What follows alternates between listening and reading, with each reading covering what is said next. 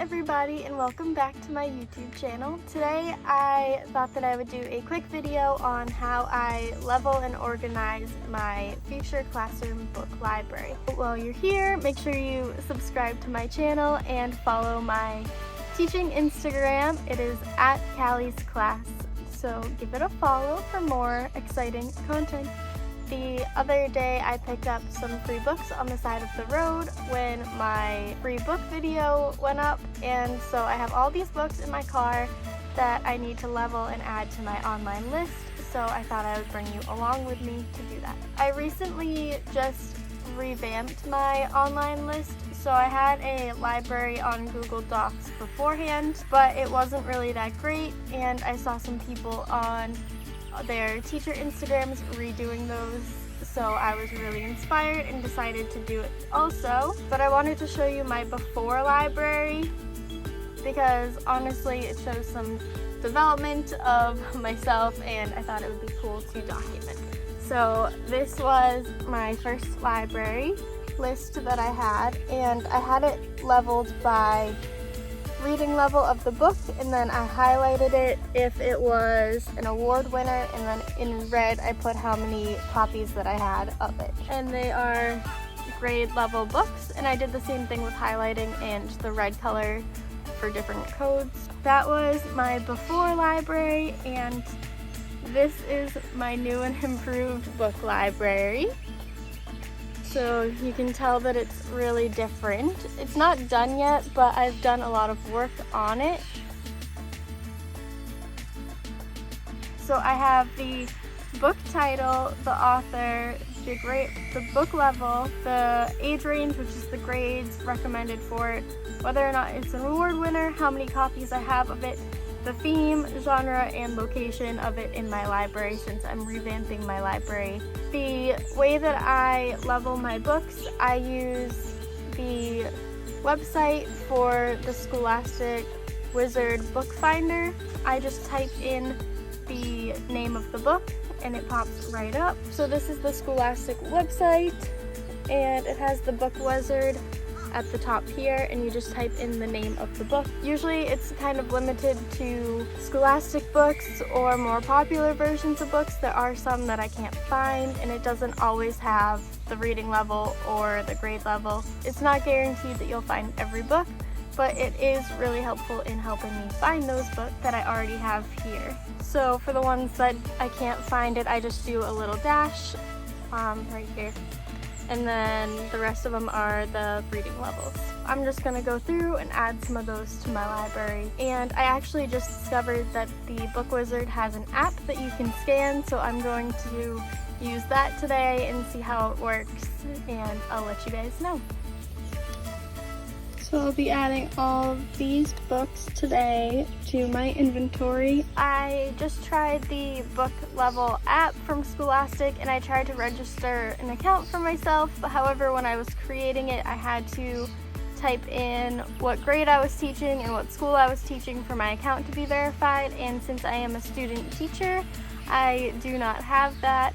So I wasn't able to register, but the website works just as fine. You just have to type it. The benefit of the app was that you could scan the back of the book and it would just pop up, and you could save it to your library, which I will probably do eventually once I become a teacher or have a school that I can confirm an address to, but I can't do that at the moment, so I'm just going to be using my computer to do all of my inventory today. Also, I wanted to show off my new teacher tee. I got it for student teaching, and I wanted to make that fun TikTok of the teacher outfits, and I needed a tee, so this is the one that I bought. It says, "My dog ate my lesson plan," and I just thought that it was really funny. I got it from Amazon, so I will link the place that I got it in my description.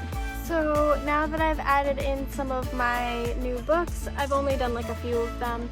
I didn't want it to be a boring video, but the first thing that I put in is the title and the author, and then I look up the book level and the age level, and then afterwards I go back and add in the number of copies as I find more of them or where its location is in my library. For these, I'm putting them all as my trunk because my trunk is currently where I'm storing some of these books. so that they aren't all over my house. So I'm filming this a little bit later on in the day because I had to take a little break to do some shopping, but I'm going through the rest of my books and I just wanted to go through the process of how I add them to. So I have my list up and ready, and what I usually do is go through all of the books first and add the title and the author, and then after I will go through and look up the scholastic levels and the grades. When I add them to the list, I'll add the title. So this one is A House for Hermit Crab, the author Eric Carle, and then I'll add if it's an award winner. And as I find more copies of multiple ones, for example, I have 3 of these, Sylvester and the Magic Pebbles, I have 3 of. I already have it on my list, so I'll go back and add 2 more to where it is already listed so that it's not repeating. And the cool thing about the Google Sheets is that when it repeats, it kind of types it up for you. So if you have multiple authors, it will have it already pre-typed once you already type it once. So I already have another Eric Carle book, so when I write Eric, Carle will probably just pop right up. Or if I didn't know that I had 2 of these Sylvester and the Magic Pebble books and I started to type it, then it would just pop up already and I would know that I already have it in there to look for. The other cool thing is if you have too many books and you don't know if you have it or not, and it doesn't pop up, then you can sort by category on the level. So you can do the name and you can do A to Z order so that it pops up, and if you have it twice, then you can just say, oh, cool, I already have that one, and get rid of one of the lines and add a second to the number of copy of books that you have. So I'm just going to add these books now, and then later I'll go through and level them. What I don't really have a system for yet is labeling the books or how I'm going to organize my future library. Honestly, I had gone through a bunch of my books at the beginning of last semester when I was in the block, and I had written my name on them, the grade level, and the level of the book so that I could easily find them.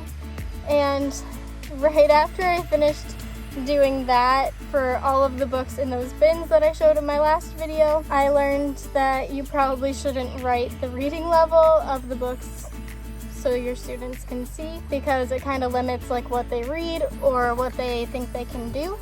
So I honestly have to go back and change all of those. I want to get those library stamps with the names. I bought some sticker paper to make stickers with just my name and saying that it comes from my library to go over where I wrote the levels of the book on the inside cover, because I don't really want that there anymore, and it was kind of a mistake on my part. But now with these, I'm just making a document so that I know what level it is, but students wouldn't know, which I think is good for now because I don't have a classroom, and I know that some schools require you to post it and some don't, so I think it will allow it to be either way for when I do get a job teaching.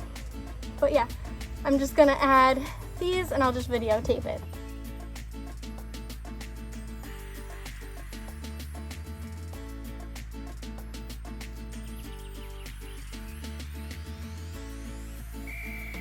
One last update before I finish this vlog off. I am going through all these books and I'm realizing that I want to add a column for the condition of them, because some of them, like this one, is brand new, like never been touched, but other ones like this one here have some curled edges or some ripped pages, and so when I go through them again, which I'll probably do as I get more and more books, I just have become more and more picky about the condition of them. As I go through all of my books again, I'm sure that I'll be getting rid of some of them that aren't as great as others, but it will be helpful to have a column for the condition of the book so that when I go through them, I can find them and just get rid of them if they're not that great.